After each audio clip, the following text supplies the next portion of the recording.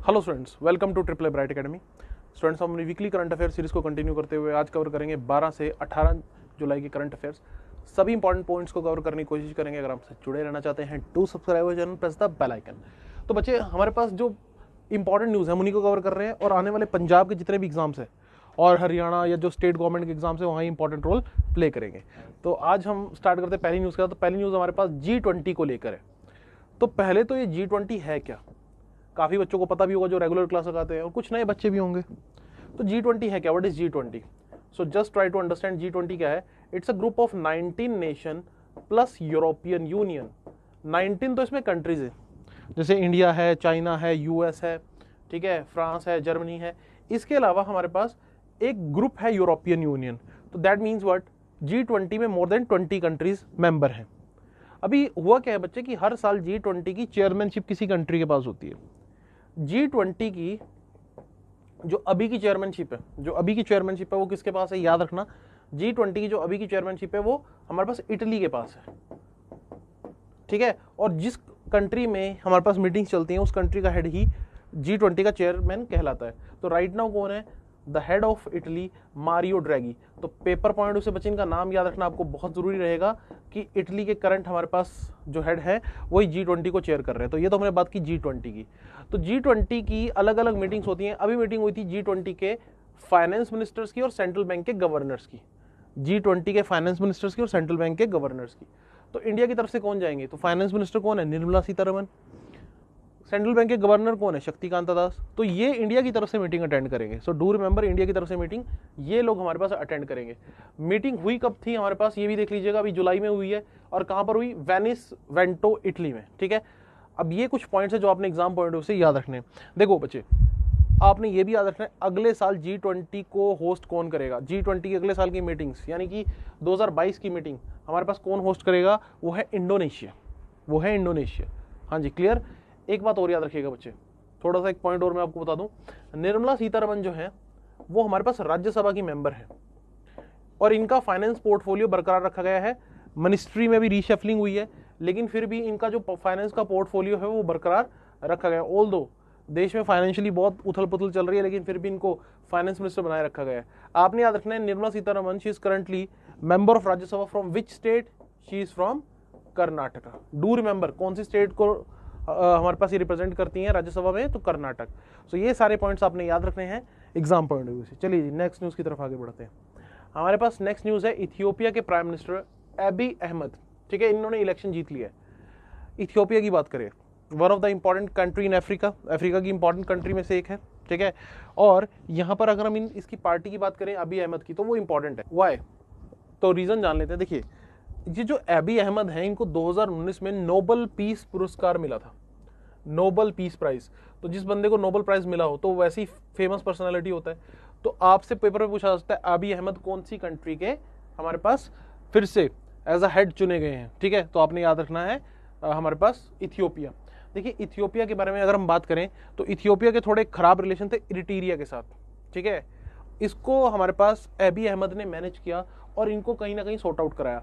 लेकिन अभी भी इथियोपिया नेगेटिव रीजन से न्यूज में है। वो क्यों, इथियोपिया में आजकल देखने को मिल रहे हैं टिग्रे क्राइसिस।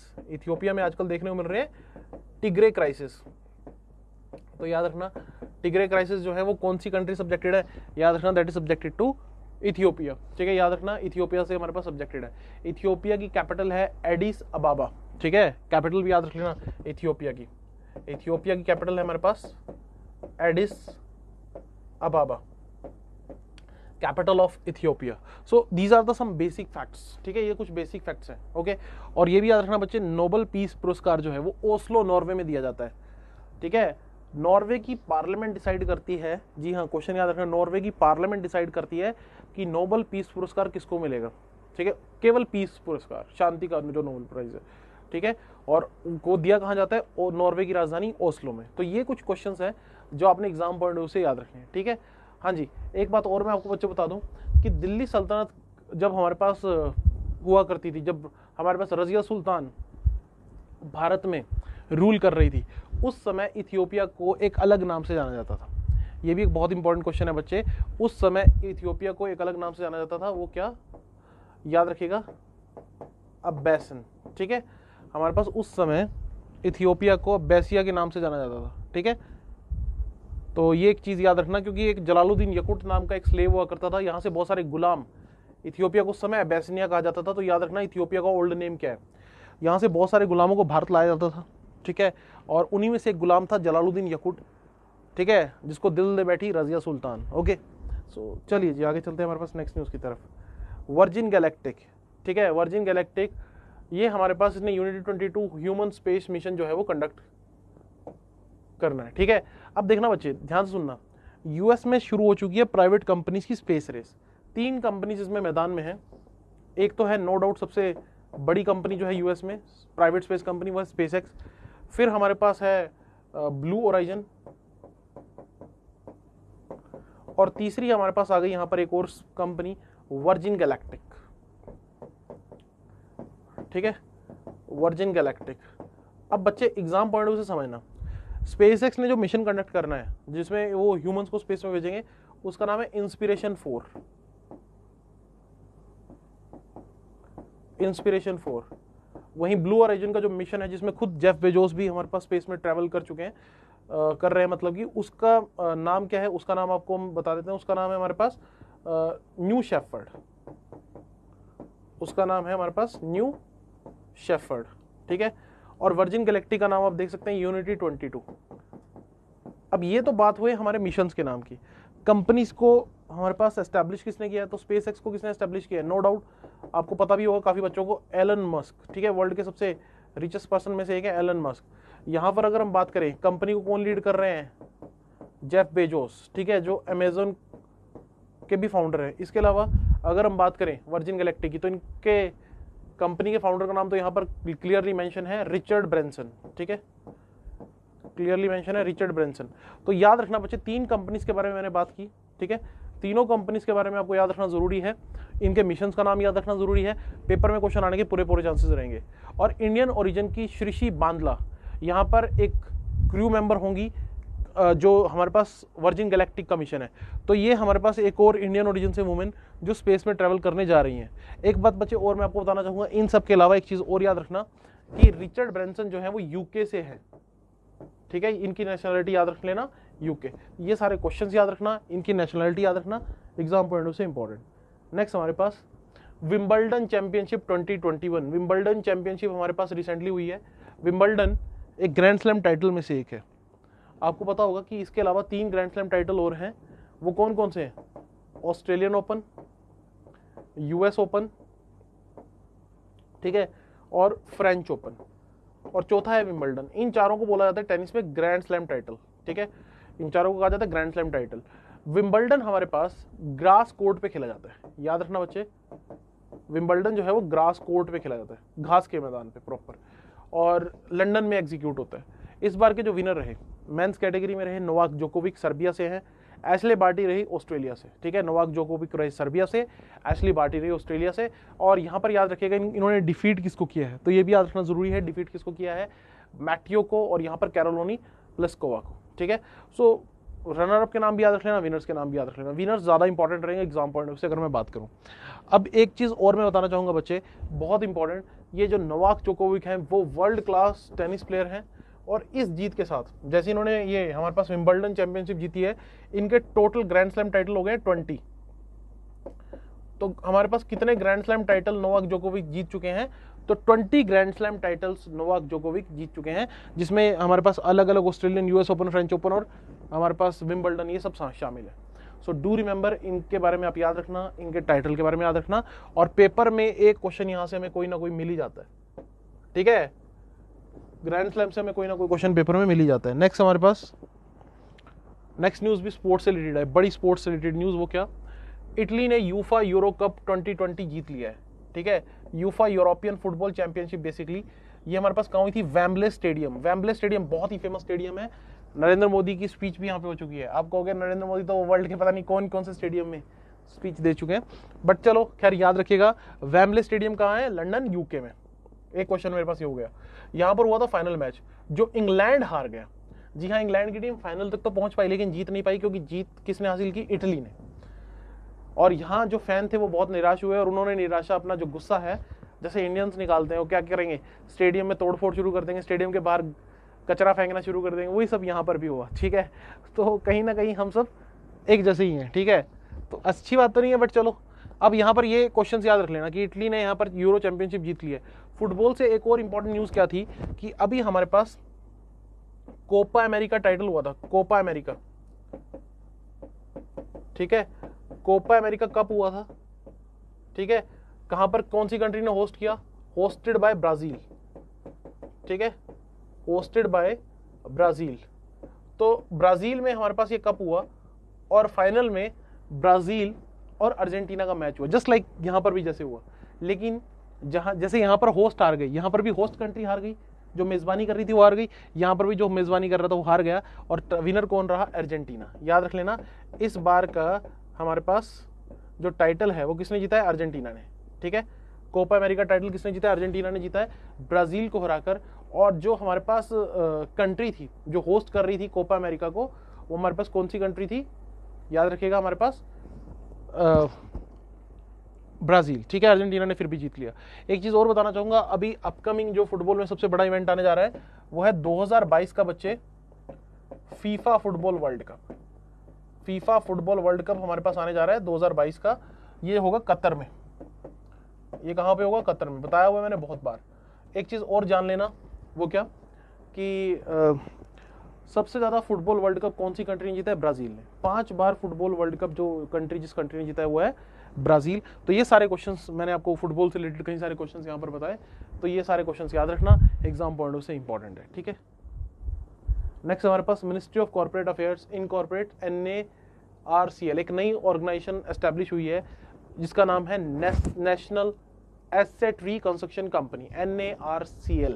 अब ये क्या है बच्चे, इसके बारे में समझाने की कोशिश करता हूँ और बताने की कोशिश करता हूँ।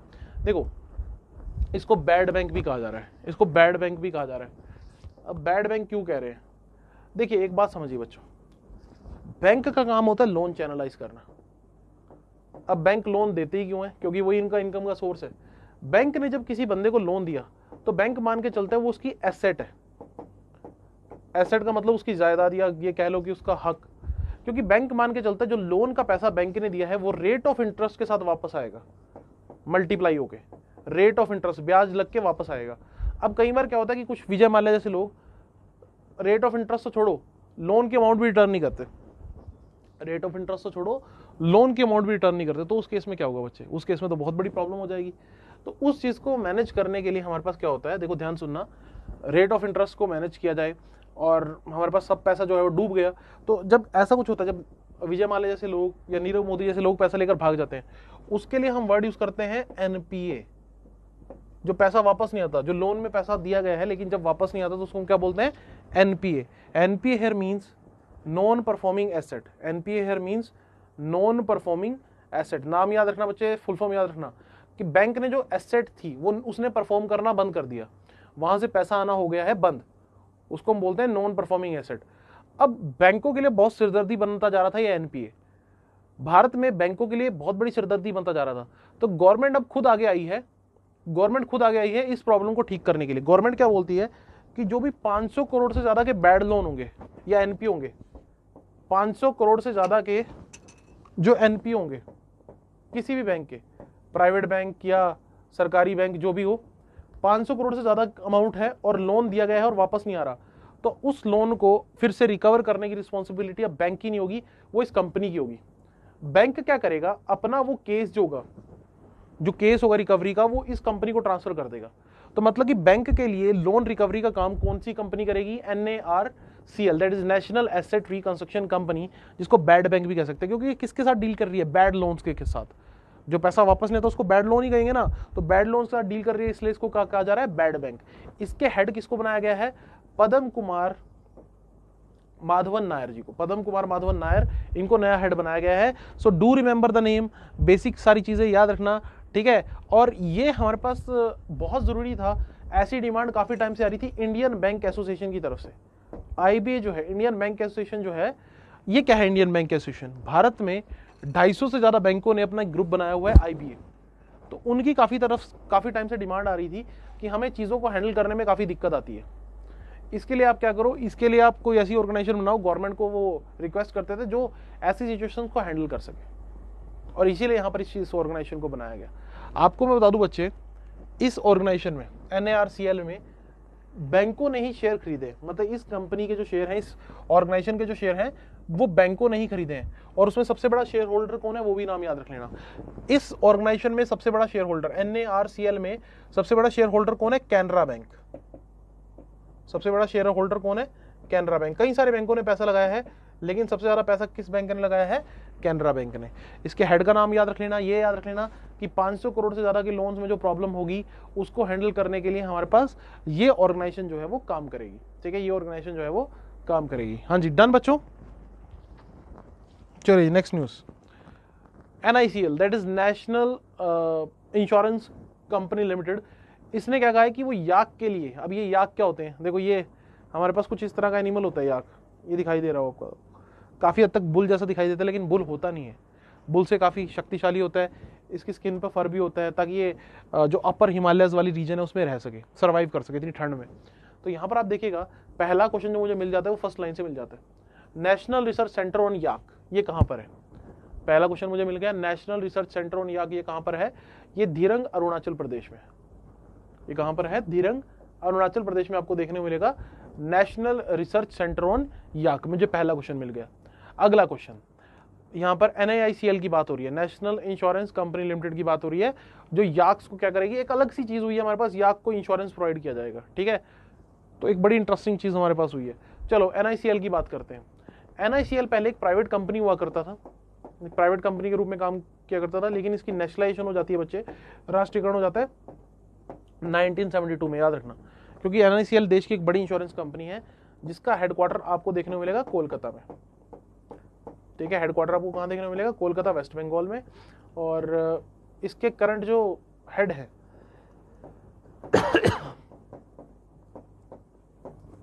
T मुखर्जी।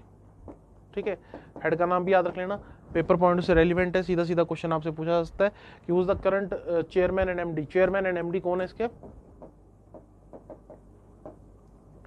T मुखर्जी। ठीक है, सो ये सारे क्वेश्चंस आप याद रख लेना। इंश्योरेंस सेक्टर की जब भी बात होती है बच्चे, तो मैंने आपको बताया भी हुआ है कि भारत में इंश्योरेंस सेक्टर को कंट्रोल और रेगुलेट कौन करता है? IRDAI। भारत में इंश्योरेंस सेक्टर को कंट्रोल और रेगुलेट कौन करता है? हमारे पास IRDAI। So do remember these basic facts, they are very very very much important for you people, for your exam. ठीक है, नेक्स्ट हमारे पास India's first cryptogamic garden inaugurated. अब ये क्रिप्टोगेमिक गार्डन क्या है? पहले तो मुझे ये समझना होगा कि क्रिप्टोगेमिक होता क्या है। देखिए, लाइचन्स, फर्न्स, फंगी, ये सब हमारे पास क्रिप्टोगेमिक स्पीसीज है। क्या होती है क्रिप्टोगेमिक स्पीसीज? जिनके अंदर ना तो कोई सीड होता है, ना कोई फ्लावर होता है। ठीक है, बट वो रिप्रोडक्शन कैसे करती हैं? स्पोर्स की हेल्प से। द रिप्रोडक्शन, हिडन रिप्रोडक्शन होती है, जो किसकी हेल्प से होती है? With the help of spores. ये जब आप बायो पढ़ोगे, ठीक है, बॉटनी को डिटेल में पढ़ोगे, देन यू विल रियलाइज। ठीक है, फंगी जैसे हमारे पास लगातार ग्रो करती रहती है, तो कैसे? स्पोर्स की हेल्प से। ठीक है, सो इनको लेकर भारत में गार्डन बना है पहली बार। ये कहाँ बना है क्रिप्टोगेमिक गार्डन? ये बना है बच्चे देहरादून डिस्ट्रिक्ट ऑफ उत्तराखंड। ठीक है, याद रखना, देहरादून डिस्ट्रिक्ट ऑफ उत्तराखंड में हमारे पास ये गार्डन जो है वो बनाया गया है। देहरादून में बच्चे हमारे पास सबसे इंपॉर्टेंट चीज जो आपको देखने मिलेगी पेड़ों को लेकर, वो है FRI। FRI here means forest research institute, जो भारत का एक बहुत ही अग्रणी इंस्टीट्यूट है जब फॉरेस्ट रिसर्च की बात आती है। अंग्रेजों के टाइम पे एस्टेब्लिश हुआ था। एक चीज और मैं बच्चों को बताना चाहूंगा उत्तराखंड को लेकर। देखिए, उत्तराखंड में हमारे पास काफी सारी चीजें होती हैं, अगर हम बात करें प्लांट्स को लेकर या फॉरेस्ट रिसर्च को लेकर। एक तो यहाँ पर योगा के लिए भी जो है उत्तराखंड फेमस है। जो यहाँ पर आपको पता होगा सिंपल सा एक पॉइंट की ऋषिकेश जो है, ठीक है, ऋषिकेश को क्या कहा जाता है? Yoga capital of the world. याद रखना, ऋषिकेश को yoga capital of the world कहा जाता है। क्वेश्चन आ सकता है कभी भी पेपर में, योगा कैपिटल किसको कहा जाता है? ऋषिकेश को। ऋषिकेश कहाँ मिलेगा आपको? उत्तराखंड में। एक क्वेश्चन और बच्चे मैं बता देता हूँ, बड़ा अच्छा क्वेश्चन रहेगा यहाँ पर। याद रखना कि भारत का पहला फॉरेस्ट हीलिंग सेंटर, हील का मतलब क्या होता है? ठीक करना। ठीक है, किसी को ठीक करना। भारत का पहला फॉरेस्ट हीलिंग सेंटर कहां बनाया गया है? रानीखेत। कहां बनाया गया है? रानीखेत उत्तराखंड में। ठीक है, कहां बनाया गया है? रानीखेत उत्तराखंड में। तो याद रख लेना बच्चे, रानीखेत उत्तराखंड में हमारे पास ये सेंटर जो है वो बनाया गया है। हाँ जी, डन बच्चों। तो ये सारे पॉइंट्स आपने याद रखने हैं। और क्रिप्टोगैमिक वो स्पीसीज होती हैं प्लांट्स की जिनमें कोई फ्लावर नहीं होता, कोई सीड नहीं होता, they reproduce with the help of spores. Next हमारे पास first country to adopt UPI standard for its QR development. अब ये क्यूआर डिप्लॉयमेंट, सॉरी, ये क्यूआर क्या होता है? क्यूआर की पहले तो फुल फॉर्म देख लो। क्यूआर की फुल फॉर्म होती है क्विक रिस्पॉन्स। क्यूआर की फुल फॉर्म क्या होती है? Quick response. Let's try to understand बच्चे, क्विक रिस्पॉन्स क्या होती है हमारे पास, ये समझना। हाँ जी, अगर हम यहाँ पर बच्चे समझने की कोशिश करें, एनपीसीआई जो है, NPCI international payments limited, NIPL, इस ऑर्गेनाइजेशन को देख लेते हैं पहले हम। ये हमारे पास पार्ट है किसका? एनपीसीआई का। ये हमारा पास पार्ट है किसका? Part of NPCI. ठीक है, सो अब इसको ध्यान से समझना। ठीक है, एनपीसीआई का ये पार्ट है और इसने हमारे पास रॉयल मॉनेटरी अथॉरिटी के साथ टाई अप किया है। बेसिकली भूटान से रिलेटेड एक एंटिटी है। ध्यान से सुनना और समझना। काम क्या होता है इन सब एंटिटीज का? देखो, भारत में जो डिजिटल पेमेंट्स को फैसिलिटेट कराने का काम होता है, डिजिटल पेमेंट्स को एग्जीक्यूट कराने का काम है, वो करता है एनपीसीआई। फैसिलिटेट कराना मतलब कि उसको सुचारू रखना, हिंदी में कहेंगे, इंग्लिश में कहेंगे फैसिलिटेट कराना, काम होता है एनपीसीआई का। एनपीसीआई की एक इंटरनेशनल आर्म भी है जो इसी पेमेंट सिस्टम को, जो इंडिया में पेमेंट सिस्टम चलता है, इंटरनेशनल लेवल पे प्रमोट करने के लिए काम कर रही है। एनपीसीआई का हेडक्वार्टर बच्चे आपको मैं बता चुका हूं, मुंबई में है। और कई सारे इसके प्रोडक्ट इंडिया में काम करते हैं, जैसे भीम ऐप है, भारत इंटरफेस फॉर मनी है, यूपीआई की जो बात होती है उसको भी एनपीसीआई फैसिलिटेट करता है। ठीक है, तो अब यहाँ पर भूटान भी Indian payment system, Indian based एक पेमेंट सिस्टम को अपने यहाँ पे लागू कर रहा है। एक चीज और याद रखना बच्चे, एनपीसीआई का सबसे इंपॉर्टेंट प्रोडक्ट क्या है? रुपे कार्ड। एनपीसीआई का सबसे इंपॉर्टेंट प्रोडक्ट क्या है? रुपे कार्ड। अब ये रुपे कार्ड क्या है? It's a payment gateway. जैसे वीजा मास्टर कार्ड जो होते हैं ना, उनको एक तरह से काउंटर करने के लिए, वीजा मास्टर कार्ड यूएस की कंपनी के हैं, तो उनको काउंटर करने के लिए इंडियन हमारे पास एक कार्ड लॉन्च किया गया था 2012 में। सो 2012 में एनपीसीआई लॉन्च्ड, 2012 में एनपीसीआई लॉन्च रुपे कार्ड। आप अपने जो अकाउंट्स हैं, ठीक है, अकाउंट्स अगर आप खुलवाते हो जनरली बैंक्स के साथ, तो आपको कुछ कार्ड्स मिलते हैं, डेबिट कार्ड, क्रेडिट कार्ड, तो उन पे आपको या रुपे, वीज़ा या हमारे पास मास्टर कार्ड ये सब दिखाई देता है। तो ये सब होते हैं, ये पेमेंट गेटवे होते हैं। तो एनपीसीआई ने एक पहला इंडिया पेमेंट गेटवे बनाया था, रुपे कार्ड। तो it's a payment gateway. RuPay card is what? RuPay card is payment gateway. Next news भी हमारे पास पेमेंट गेटवे से रिलेटेड है बच्चों। हमारे पास मास्टर कार्ड जो है वो वर्ल्ड के सबसे बड़े पेमेंट गेटवे में से एक है। आरबीआई ने उसको ऑर्डर दिया है कि आप इंडिया में नए कार्ड जारी नहीं करोगे। क्यों नहीं करोगे भाई? पहली बात तो थोड़ा सा एक इंटरेस्टिंग पॉइंट बता दूं, मास्टर कार्ड एक यूएस की कंपनी है और जिसके एग्जीक्यूटिव चेयरमैन कौन है? मास्टर कार्ड के एग्जीक्यूटिव चेयरमैन कौन है? अजय बांगा। इंडियन ओरिजिन से है, इंडियन तो नहीं कहूंगा, इंडियन ओरिजिन से है अजय बांगा। ठीक है, he is from Indian origin. ठीक है, सो यहां पर आप समझने की कोशिश कीजिएगा बच्चे, इंपॉर्टेंट पॉइंट, कि आरबीआई ने जो रिस्ट्रिक्ट किया है मास्टर कार्ड को कि आपने और अकाउंट और कार्ड जो है भारत में जारी नहीं करने, वो कैसे किया? Section 17 of the payment and settlement system act 2017। देखो, भारत में जो भी पेमेंट्स होती हैं, डिजिटल पेमेंट्स, उन सब को अप्रूवल कौन देता है? मतलब कि वो सब किसकी परमिशन से होता है? सारा सिस्टम किसकी परमिशन से चलता है? आरबीआई की परमिशन से। सारा सिस्टम किसकी परमिशन चलता है? आरबीआई की परमिशन से। तो इसीलिए यहां पर एक्ट का नाम याद रखना, section 17 of the payment and settlement system act 2007। इसके थ्रू ही आरबीआई ने जो है, इसको यूज करते हुए आरबीआई ने जो है वो रिस्ट्रिक्ट किया, किसको रिस्ट्रिक्ट किया है? मास्टर कार्ड को रिस्ट्रिक्ट किया है, मास्टर कार्ड को, कि वो और कार्ड्स भारत में जारी नहीं कर सकता। मास्टर कार्ड के चेयरमैन का नाम, एग्जीक्यूटिव चेयरमैन का नाम याद रख लेना, अजय बांगा। पेपर पॉइंट से इंपॉर्टेंट रहेगा। नेक्स्ट हमारे पास Indian navy receive 10th P-8I aircraft from Boeing. यहां पर बात हो रही है बोइंग नाम की कंपनी की। देखो, पहली बात तो बच्चे, over the period of time हमारा एक टारगेट है कि नेवी को हम किसी ना किसी तरह से स्ट्रेंथन करें, नेवी को हम जितना हो सके उतना ज्यादा मजबूत करें। उसके लिए हम टाइम टू टाइम कुछ ना कुछ इक्विपमेंट्स वगैरह खरीदते रहते हैं, सिस्टम खरीदते रहते हैं। अभी ध्यान से सुनना बच्चे, हमारे पास अभी क्या हुआ है कि हमने एक नया सर्विलेंस एयरक्राफ्ट करा है। सर्विलेंस का मतलब क्या होता है? निगरानी रखना। सर्विलेंस का मतलब क्या होता है? निगरानी रखना। तो उसके लिए हमने यूएस की एक बोइंग कंपनी है जिससे हमने एयरक्राफ्ट खरीदा है। तो एक तो ये मेरे पास क्वेश्चन इंपॉर्टेंट हो गया कि कौन सी कंट्री से खरीदा और कौन सी कंपनी से खरीदा है। अब इसके अलावा आपको मैं एक और चीज़ बता दूं बच्चे कि हमारी जो रिक्वायरमेंट्स है, डिफेंस रिक्वायरमेंट्स, उसको पूरा करने में बोइंग बहुत टाइम से हमारी हेल्प कर रहा है। कैसे? आपने अगर सुना हो कि इंडिया के पास AH-60 अपैचे हेलीकॉप्टर्स जो हैं, जो इंडिया ने AH-60 अपैचे हेलीकॉप्टर्स हैं जो भी रिसेंटली खरीदे थे, वो किस से खरीदे थे? अगेन हमारे पास इसी बोइंग कंपनी से खरीदे गए थे। ठीक है, मैं आपको थोड़ा सा बता देता हूँ।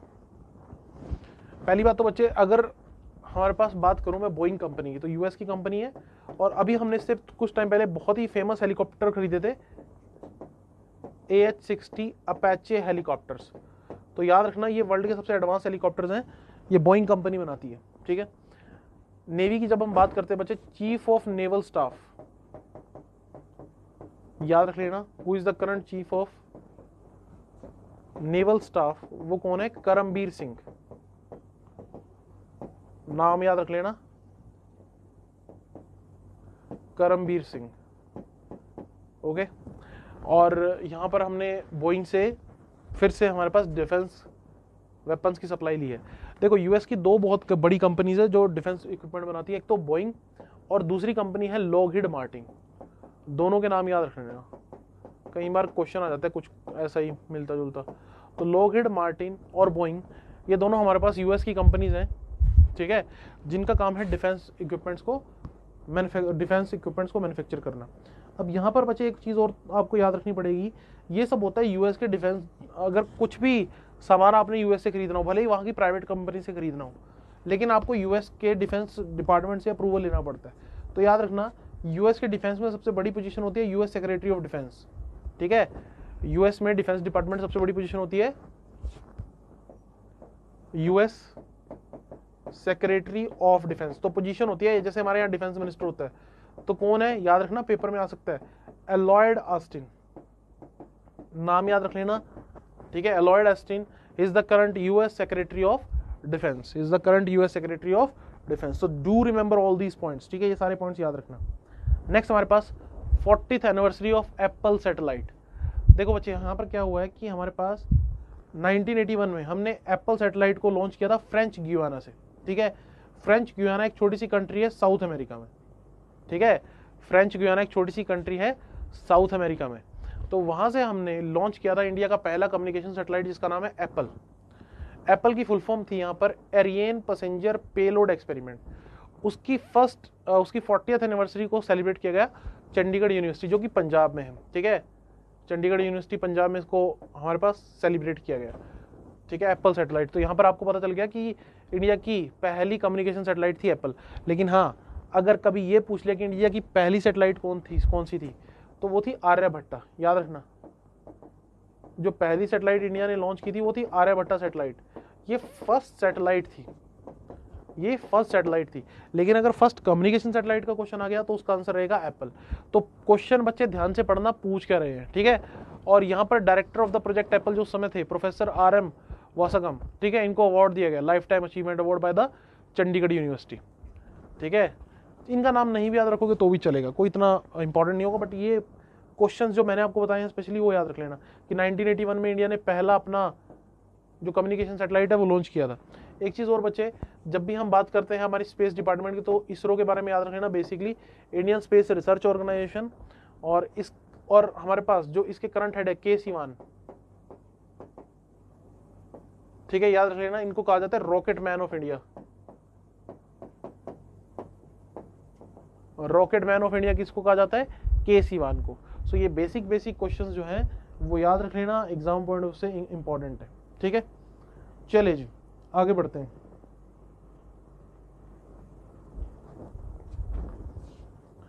नेक्स्ट हमारे पास न्यूज़ है क्रिकेट से रिलेटेड, स्पोर्ट्स से रिलेटेड काफ़ी न्यूज़ है लास्ट वीक की। ठीक है, यशपाल शर्मा, ठीक है, जो 1983 की हमारी जो ICC वर्ल्ड कप की विनर टीम थी, क्रिकेट टीम, उसके एक मेंबर थे, उनकी डेथ हो गई हार्ट अटैक से। ठीक है, आपको मैं थोड़ा सा वर्ल्ड कप के बारे में बता देता हूँ।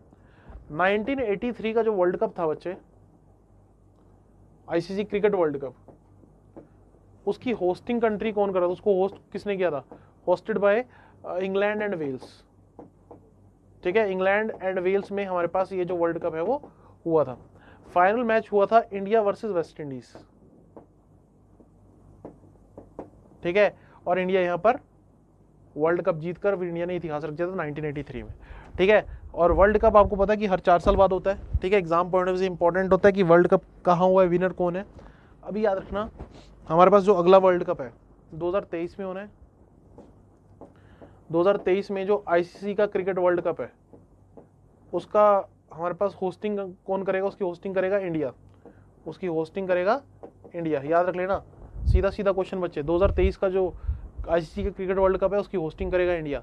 एक क्वेश्चन और आप लोगों को मैं बता देता हूँ कि क्रिकेट के अंदर जो वर्ल्ड कप होते हैं उसमें अभी तक सबसे ज्यादा आईसीसी के क्रिकेट वर्ल्ड कप में सबसे ज्यादा रन बनाने का रिकॉर्ड तो आपको पता ही होगा, सचिन तेंदुलकर के नाम है, ठीक है।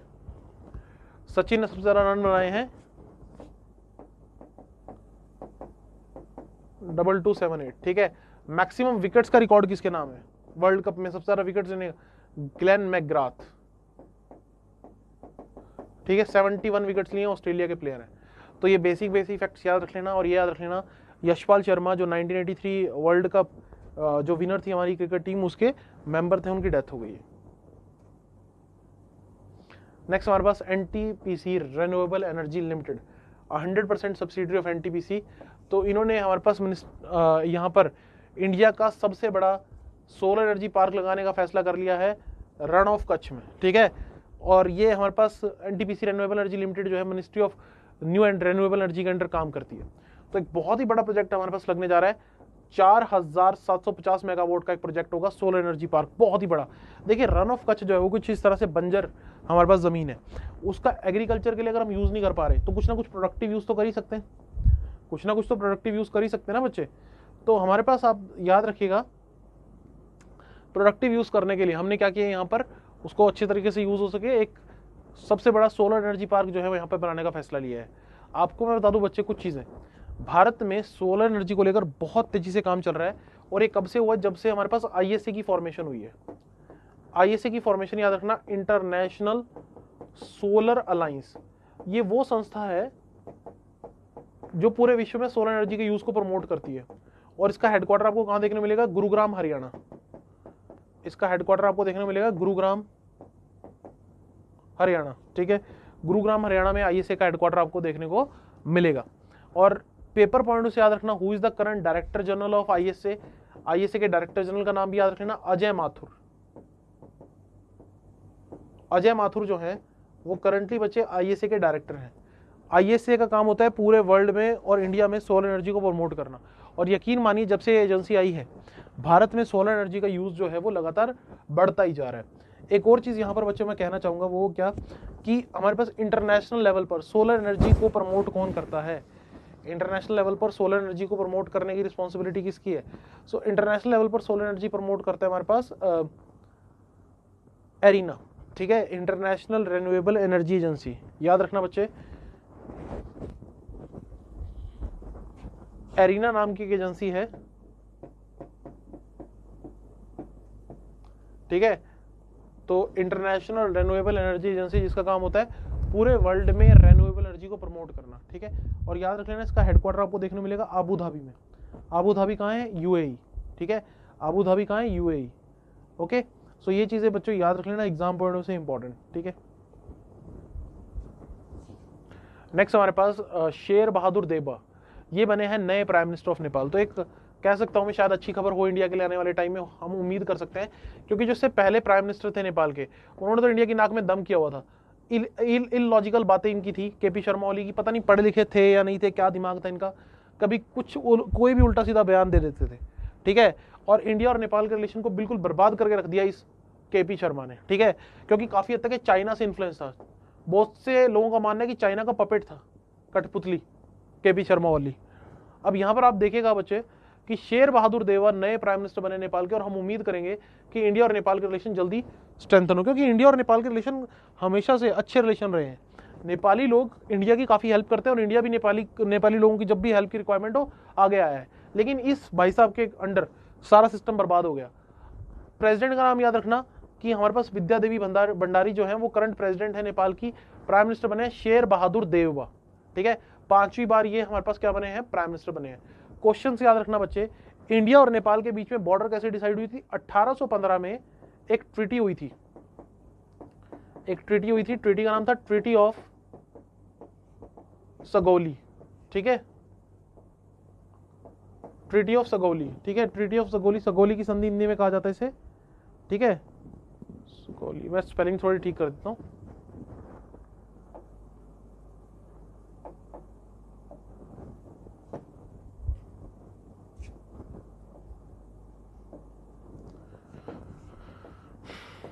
ये ट्रीटी, इसके तहत क्या कहा गया कि जो काली रिवर है इंडिया और नेपाल के बीच में, जो काली रिवर है वो एक नेचुरल बॉर्डर का काम करेगी, इंडिया और नेपाल के बीच में नेचुरल बॉर्डर का काम करेगी काली रिवर, इस ट्रीटी के थ्रू कहा गया था।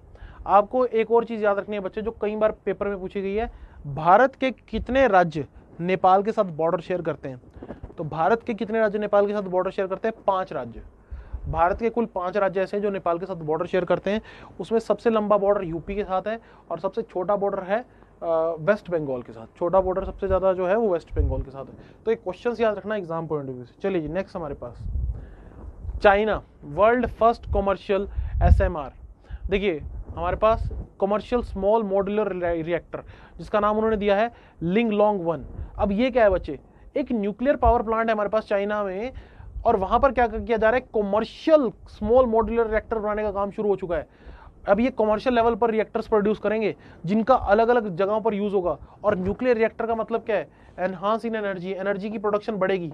और देखो बच्चों, जितनी एनर्जी चीपली अवेलेबल होगी, एनर्जी जितनी चीप अवेलेबल होगी, आपकी जो प्रोडक्शन है उसकी कॉस्ट उतनी कम होती चली जाएगी। जो उत्पादन लागत, जिसको हिंदी में बोलते हैं, इंग्लिश में कहेंगे प्रोडक्शन कॉस्ट, हिंदी में कहेंगे उत्पादन लागत, वो हमारे पास क्या होती चली जाएगी? कम होती चली जाएगी। चाइना का टारगेट यही है।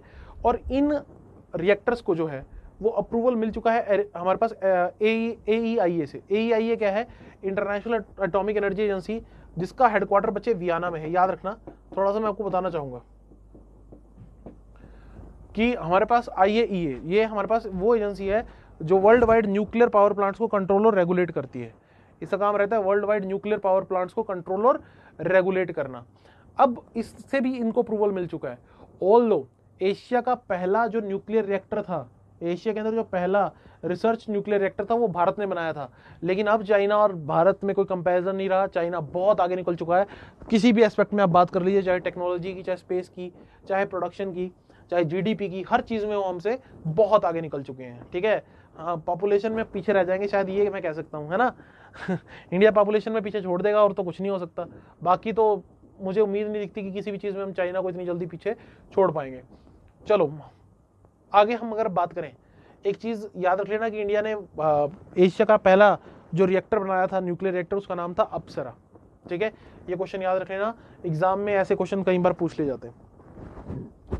चले जी, हम आगे चलते हैं नेक्स्ट न्यूज की तरफ। नेक्स्ट हमारे पास क्रिकेट से रिलेटेड न्यूज है।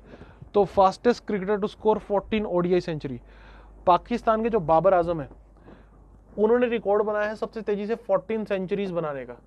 इससे पहले ये रिकॉर्ड, अभी रिकॉर्ड किसका तोड़ा, ये क्वेश्चन आ सकता है। हाशिम आमला का रिकॉर्ड तोड़ा इन्होंने। पेपर में तुम्हें विराट कोहली ऑप्शन दिया होगा और विराट कोहली गलत है, आपने हाशिम आमला टिक करना है।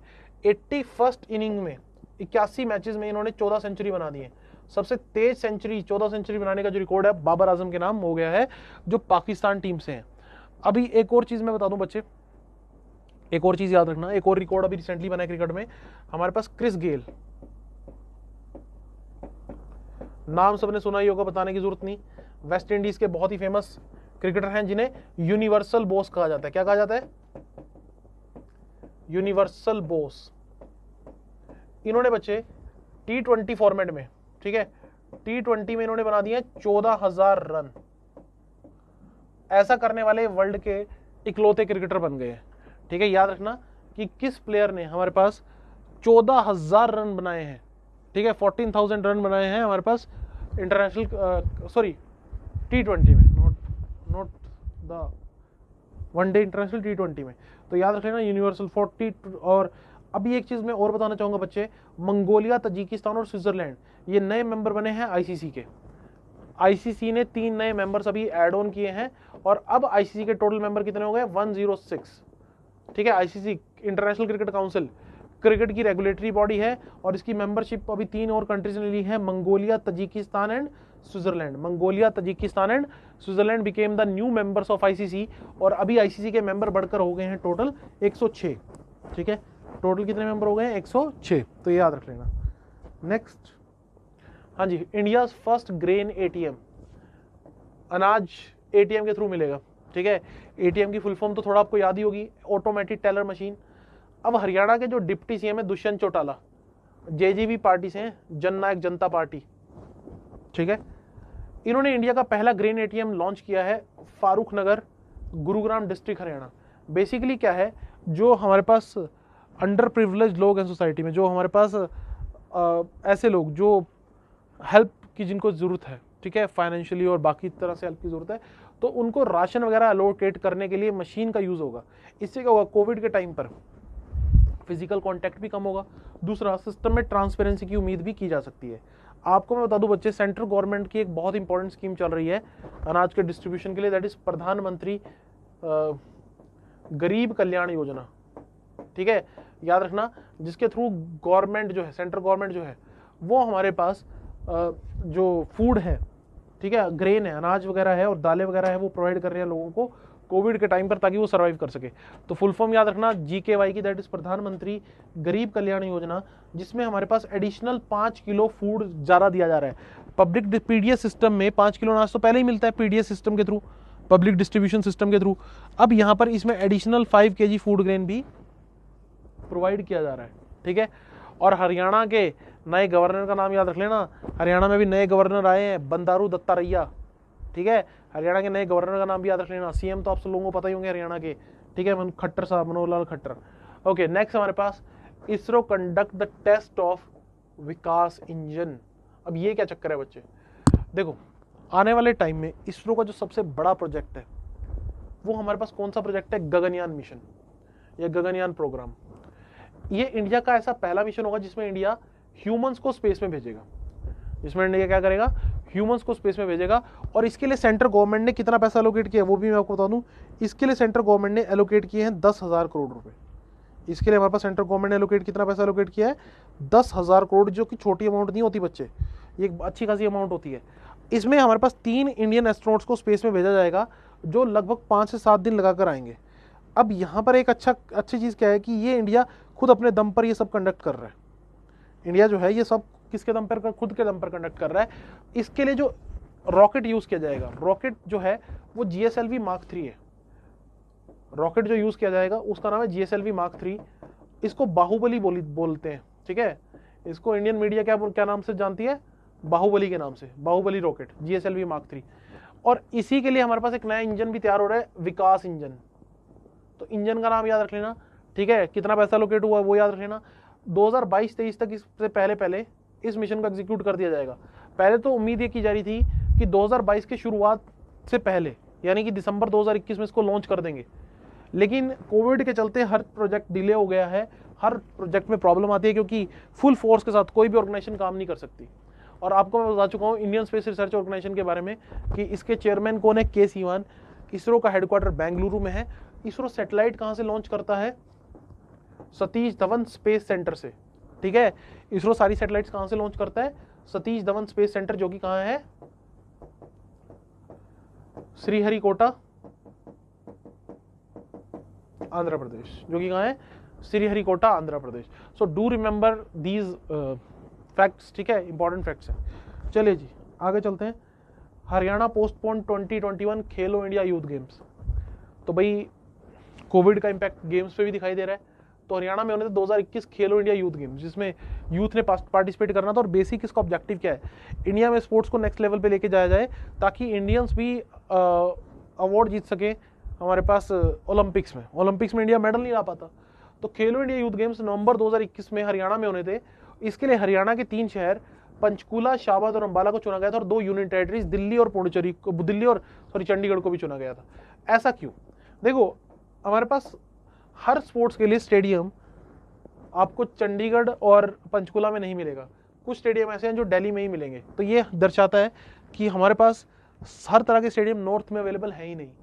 तो पंचकुला, शाहबाद, अंबाला, दिल्ली और चंडीगढ़, ये 5 सिटीज़ हैं जो हमारे पास होस्ट करेंगी खेलो इंडिया यूथ गेम्स, जो होंगे फरवरी 2022 में। इसके लिए जो मस्कट रहेगा, मस्कट का नाम याद रखना धाकड़, मस्कट रहेगा धाकड़। इसमें 25 स्पोर्ट्स को इंक्लूड किया गया है, और योगा, गतका, कलारीपयट्टू, थांगटा और मलकम। ठीक है, कलारीपयट्टू हमारे पास केरला से है, और थांगटा है हमारे पास मणिपुर से।